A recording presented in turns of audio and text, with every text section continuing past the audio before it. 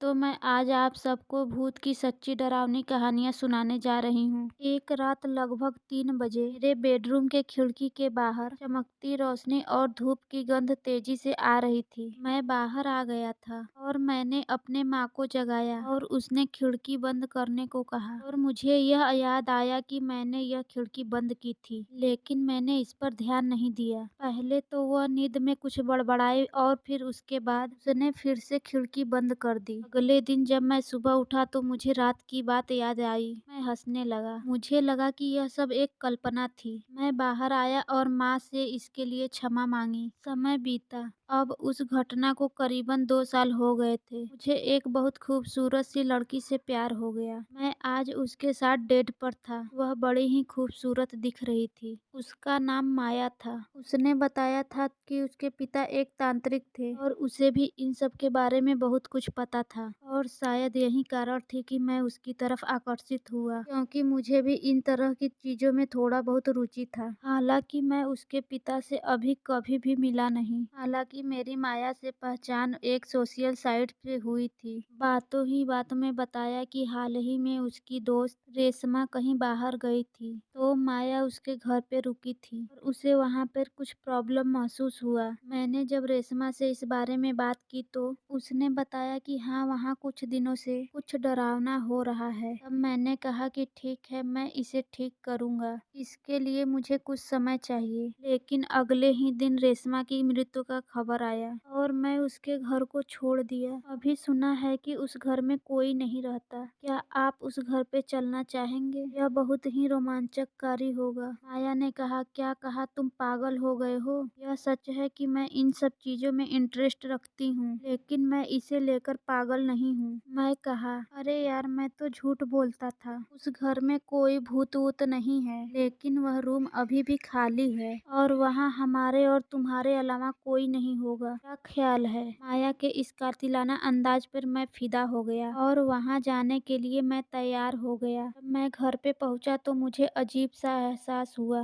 जैसे कोई मुझे चुपके से देख रहा हो, लेकिन मैं इसे भ्रम समझकर रूम के अंदर चला गया। यार, यह रूम कितना मनहूस दिख रहा है। कितने दिनों से खाली था यह? मैंने यह बात माया से पूछा। बस कुछ दिनों से ही, माया ने छोटा सा उत्तर दिया। हम बेडरूम में आ गए थे। हमने वहाँ एक लंबा सा किस किया। तभी मुझे हाल में किसी की चलने की आवाज सुनाई दी। यह भ्रम नहीं हो सकता, जरूर यहाँ कुछ है, मैंने सोचा। मैं चुपचाप बेडरूम से बाहर आया और धीरे से हॉल में झांका, लेकिन वहाँ कुछ भी नहीं दिखा। मैं वापस लौट रहा था। मुझे एक काली परछाई वहाँ दिखी। वह परछाई एक भूत की थी। मैं तेजी से बेडरूम की तरफ भागा। मैं बहुत घबराया हुआ था। मैं जोर से चिल्लाना चाह रहा था, लेकिन मेरी आवाज नहीं निकल रही थी। मैं देखा कि मुझे माया कहीं नहीं दिखाई दे रही है। अब मुझे सारी बात समझ में आने लगी। मैं तेजी से भागना चाह रहा था। मैं जैसे ही दरवाजे की तरफ बढ़ा तो देखा कि वहाँ माया खड़ी हुई थी।